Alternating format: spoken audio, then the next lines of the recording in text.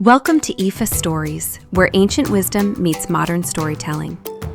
Step into the sacred world of Ifa, the Yoruba spiritual system, where every tale carries the power of divination, destiny, and deep cultural insight. Join us as we unravel the mysteries of the Orishas, the divine forces guiding our paths, Orunmila, the Irunmoles, and many more. Each story is a bridge between the past and the present, weaving timeless lessons that inspire, enlighten, and transform.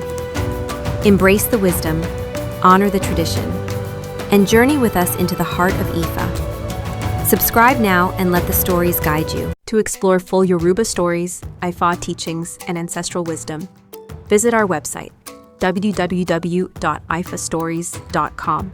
Step into the sacred path for more resources and information. The works of Oyeku-Nilogbe in heaven.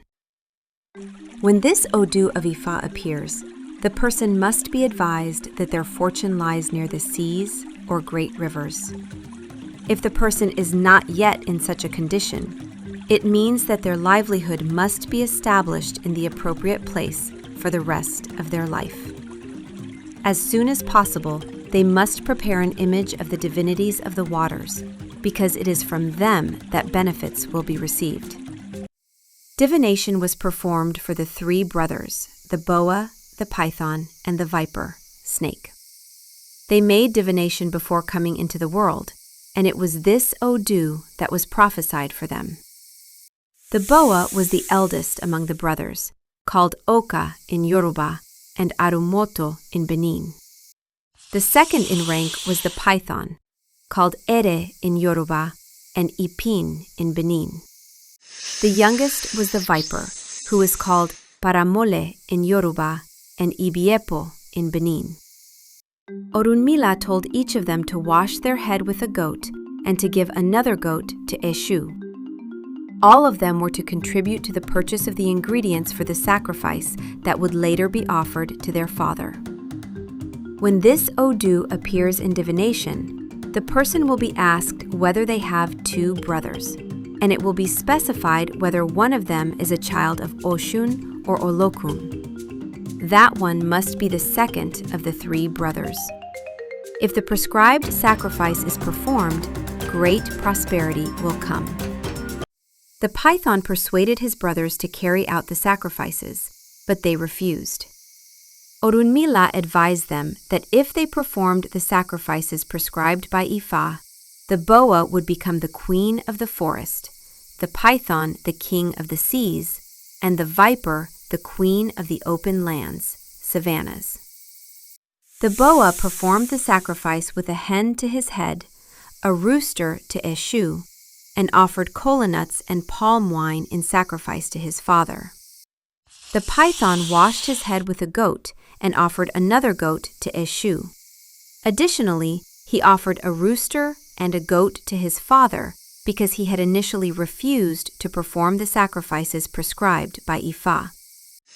The viper did not perform any sacrifices. Each of the three brothers possessed ownership of their own individual ashe. At that time, they went to Orunmila to perform sacrifices consisting of a hutia, field rat, a hen, and palm wine. Everything was purchased on credit, to such an extent that those who extended the credit went to Orunmila to demand payment of the debts. The magnitude of the debt was inconceivable and caused great distress to the three visitors.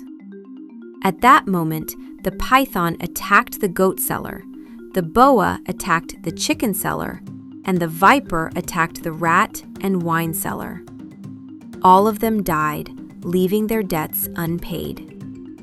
For this reason, when this Odù appears, the person is warned not to allow debts to extend too long, lest they lose their life because of them. After this, the viper settled in the savannas, the boa took residence in the depths of the forest, and the python swam in the seas. The viper did not have sufficient food in her territory except for insects, and for this reason, she did not grow beyond 12 inches. The boa was able to live off rats, what existed in the depths of the forest, and what had been sacrificed to Eshu. The python, having been the greatest contributor in the sacrifices, had abundant food in the swamps and grew to such a degree that he could swallow an entire goat, large fish, and other reptiles of the wetlands. Because of this, he grew from 100 to 300 feet in length. He became so large that he occupied all the space of the swamps and marshes and decided to go to the white sands of the seashore to sun and bathe, where the rays of the sun influenced the formation of her colors, causing them to shine brilliantly in the afternoon light. Meanwhile, one of Olokun's servants emerged from the depths of the sea and saw a long, shining object on the surface of the waters. The servant ran in desperation to inform the divinities Oshun and Olokun, saying that he had seen a tall, elegant, and brilliant man lying upon beds of sand. Olokun decided to go in person, and upon seeing the elegant and attractive body, she marveled. She called out to him, and he attempted to flee, but Olokun persuaded him to follow her, taking the python as her husband, granting him prosperity, and transforming him into a man of honor. Thus, the python received the compensation for the sacrifices performed and prophesied by Ifa.